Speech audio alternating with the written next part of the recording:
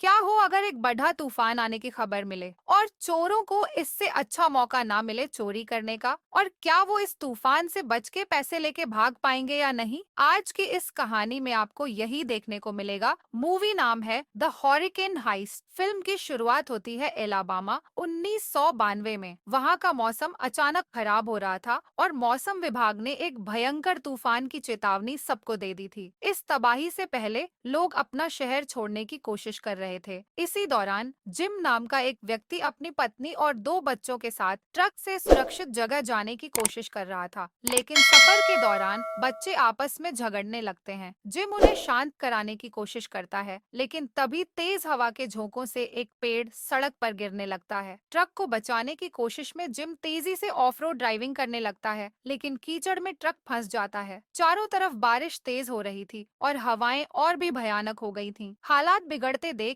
Gym अपने बच्चों को पास के एक घर में लेकर चला जाता है ताकि वे तूफान से सुरक्षित रह सकें। अंदर आने के बाद वो अपने बच्चों से कहता है, तुम दोनों यहीं रुको, मैं ट्रक को किसी मजबूत चीज से बांध कर आता हूँ, वरना ये तूफान इसे उड़ा ले जाएगा। जिम बाहर जाता है और ट्रक को एक मजबूत केबल से जेसीबी मशीन से बांध देता है, लेकिन तब तक तूफान की रफ्तार और भी तेज हो चुकी थी। अचानक एक बड़ा वाटर टैंक हवा में उड़ता हुआ आता है और जिम को टक्कर मार देता है। बच्चों की आंखों के सामने उनका पिता इस भीषण तूफान की चपेट में आ जाता है। वे डर और सदमे में हैं, लेकिन कुछ कर नहीं सकते। वर्तमान समय नेशनल वेदर सर्विस सेंटर। मौसम वैज्ञानिकों को कुछ असामान्य वेदर रीडिंग्स मिल रही हैं। एक विशेषज्ञ जिसे नेल्स कहा जाता है अपनी टीम को बताता है, ये तूफान साधारण नहीं है, ये किसी ट्रॉपिकल स्टॉर्म से कहीं ज्यादा ताकतवर है। टीम इस नए तूफान को टॉमी नाम देती है और तुरंत अपने फील्ड एक्सपर्ट बिल को कॉल करती है। बिल कोई आम इंसान नहीं है, बल्कि वही बच्चा है जिसने बचपन में अपने पिता को इस खतरनाक तूफान में खो दिया था। अब वह बड़ा हो चुका है और मौसम विशेषज्ञ के रूप में काम कर रहा है। दूसरी तरफ टाउन का शेरिफ अपने साथियों को चेतावनी देता है, 25 साल पहले आए एंड्रयू तूफान ने इस टाउन को तबाह कर दिया था, लेकिन इस बार हम ऐसा होने नहीं देंगे। शहर को खाली कराने की प्रक्रिया शुरू हो जाती है, लेकिन तभी सड़क पर एक कार खराब हो जाती है, जिससे भीषण ट्रैफिक जाम लग जाता है। इसी बीच ट्रेजरी डिपार्टमेंट के ट्रक भी इस ट्रैफिक में फंसे हुए हैं। अचानक कुछ संदिग्ध लोग ट्रक पर हमला कर देते हैं। जैकी, क्लेमेंट और जेंडर नाम के ठग अपनी योजना को अंजाम देने के लिए फैसिलिटी में घुस चुके थे। इस गैंग का लीडर कॉर्नर्स असल में एक रोग एजेंट था जो ट्रेजरी की सुरक्षा भेद कर अंदर घुसने का प्लान बना रहा था। कॉर्नर्स और जैकी जैसे ही कंट्रोल रूम में घुसते हैं, डायरेक्टर मोरेनो उन्हें देखकर तुरंत समझ जाता है कि कॉर्नर्स गद्दार हैं। वह तुरंत कॉर्नर्स से कहता है, तुम चाहे जो भी कर लो, कमांड सेंटर के सारे गेट बुलेट प्रूफ हैं, तुम अंदर नहीं आ सकते। लेकिन तभी अचानक दरवाजा खुल जाता है। यह काम साशा और फ्रीयर्स का था, जो कॉर्नर्स के साथ मिले हुए हैकर्स थे। साशा मुस्कुराते हुए कहती है, हमने ही सिस्टम हैक किया था ताकि तुम वॉल्ट के पुराने कैश को बाहर निकाल सको। और गैस व्हाट, अब तक वॉल्ट में $600 मिलियन जमा हो चुके हैं, जिन्हें अब हम लूटने वाले हैं। कॉर्नर्स ठंडे अंदाज में आगे बढ़ता है और कहता है, बिल्कुल सही, और अब तक हमने सिर्फ बेहोश करने वाली गोलियां इस्तेमाल की हैं, किसी को जान से नहीं मारा। लेकिन अगर कोई हमारे रास्ते में आया तो ये नियम बदल भी सकता है। अब हैकर्स वॉल्ट का कोड क्रैक करने में लग जाते हैं, लेकिन उन्हें यह काम पूरा करने में 30 मिनट लगने वाले थे। दूसरी ओर एजेंट कैसी ब्रिज नाम के एक्स मरीन को लेने उसकी रिपेयर शॉप पहुंचती है।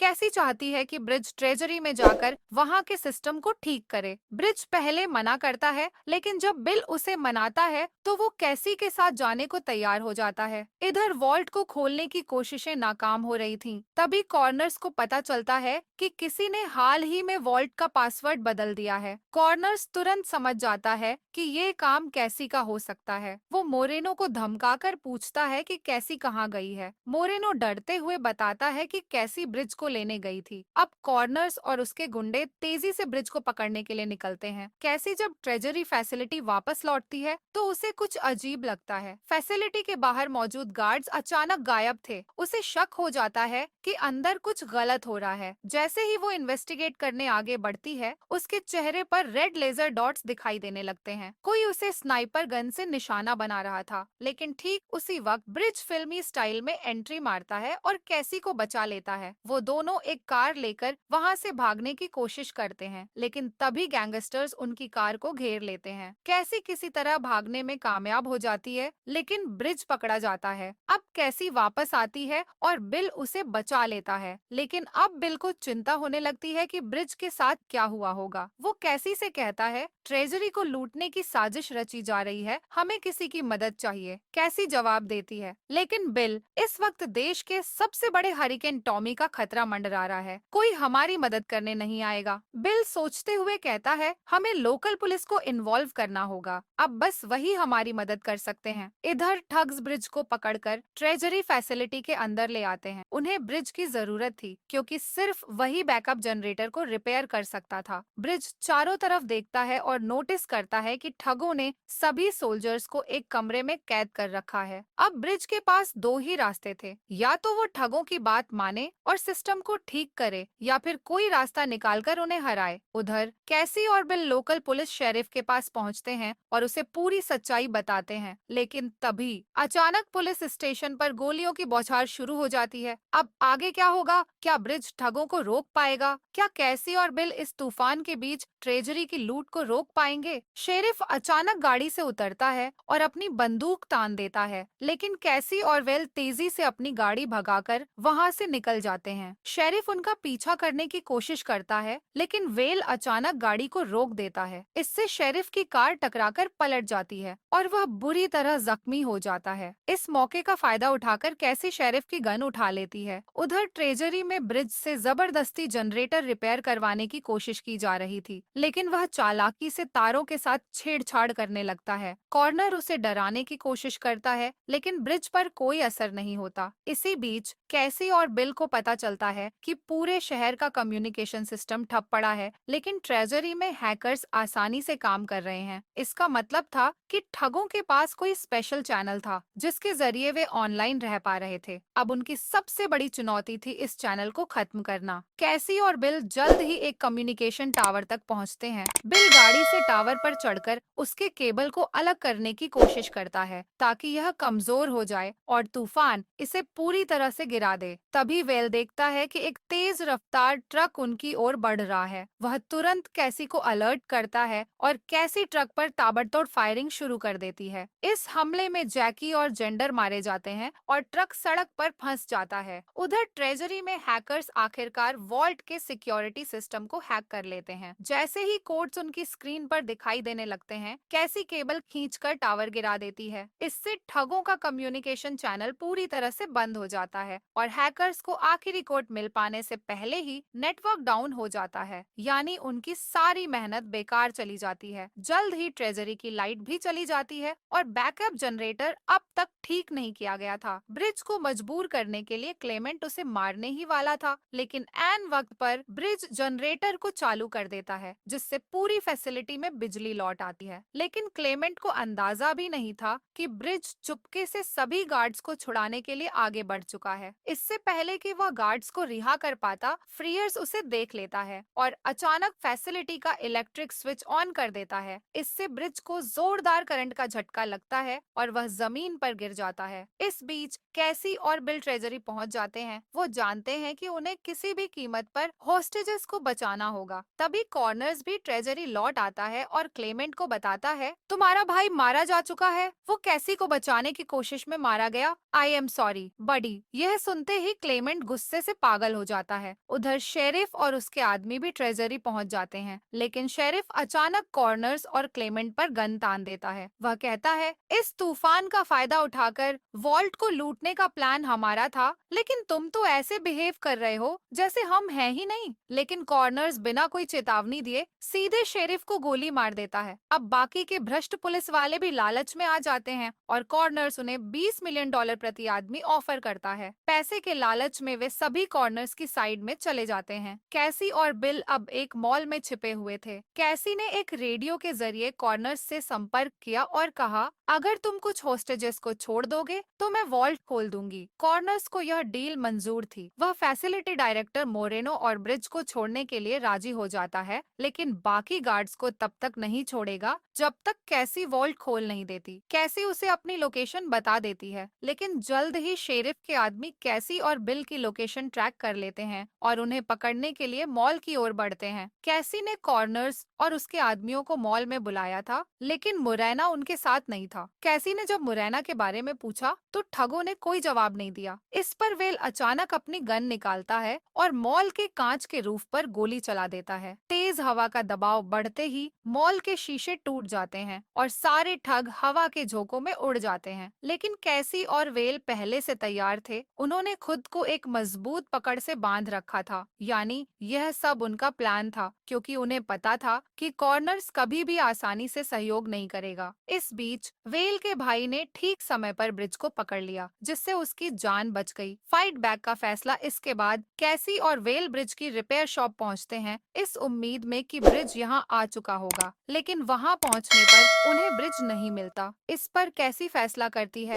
अब भागने का कोई फायदा नहीं, हमें लड़ना होगा। तभी ठग वहां पहुंच जाते हैं। क्लेमेंट चिल्लाता है, कैसी जल्दी से हमें कोड दे दो वरना सभी होस्टेज मारे जाएंगे। कैसी जवाब देती है, अगर तुम वेल को छोड़ दोगे तो मैं तुम्हारे साथ चलने को तैयार हूँ। लेकिन इससे पहले कि कुछ और होता, हरिकेन की वजह से टाइड्स उठने लगती हैं और टाउन में पानी भरने लगता है। तेज पानी की लहरें रिपेयर शॉप को पूरी तरह तबाह कर देती हैं, लेकिन बिल की सूझबूझ से वे अपनी जान बचा लेते हैं। उधर कैसी अभी भी जिंदा थी, लेकिन अब वह कॉर्नर्स के कब्जे में थी। ब्रिज और बिल स्पीड बोट लेकर निकलते हैं और पता करते हैं कि कैसी को बेड गैस ने पकड़ लिया है। अब उनका मिशन था कैसी को बचाना। कॉर्नर्स कैसी से कहता है, अगर तुमने तुरंत वॉल्ट नहीं खोला तो मैं मुरैना को शेडर मशीन में डाल दूंगा, जिससे वो टमाटर सॉस बन जाएगा। कैसी को मजबूरन वॉल्ट खोलना पड़ता है और जैसे ही पैसे बाहर आते हैं, ठगों की खुशी का ठिकाना नहीं रहता। लेकिन तभी कॉर्नर्स मुरैना को गोली मार देता है। वह गुस्से से चिल्लाता है, कैसी तुमने मेरी लवर जाही को मार दिया था, अब तुम्हारे दोस्तों को भी मरना होगा। इसके बाद ठग लोग सारे पैसे ट्रक्स में लोड कर देते हैं और वहां से भागने की कोशिश करते हैं। Final chase, hurricane versus heroes. इसी बीच ब्रिज और बिल ट्रक्स का पीछा करते हुए कहते हैं, अब तक तो हरिकेन हमें देख रहा था, लेकिन असली तूफान अब आएगा। टाउन अब हरिकेन के केंद्र में था, यानी उनके पास बचने के लिए कुछ ही घंटे थे। दोनों भाई अपनी गाड़ी लेकर ठगों के ट्रकों को चेज करने लगते हैं। रास्ते में वे अपनी पुरानी गलतियों के लिए माफी मांगते हैं और मिलकर एक नई चाल चलते हैं। जैसे ही वे ठगों के काफिले तक पहुंचते हैं, ब्रिज ट्रक के केबिन में घुसकर उसे हाईजैक कर लेता है। ट्रक शशा और फ्रियर्स चला रहे थे। वे ब्रिज को गन के साथ देखकर डर जाते हैं। इस बीच बिल दूसरे ट्रक पर चढ़ जाता है, जिसमें कैसी कैद थी। कैसी वयस क्लेमेंट। आखिरी मुकाबला ट्रक के अंदर। क्लेमेंट कैसी से कहता है, तुमने मेरे भाई को मारा, अब तुम्हें बहुत बुरी मौत दूंगा। लेकिन कैसी अचानक क्लेमेंट पर हमला कर देती है। इससे ड्राइवर का ध्यान भटक जाता है और वह ट्रक पर से कंट्रोल खो देता है। कैसी तुरंत ड्राइवर को गोलियों से भून देती है, जिससे ट्रक अनियंत्रित होकर वाटर टैंक की ओर बढ़ने लगता है। लेकिन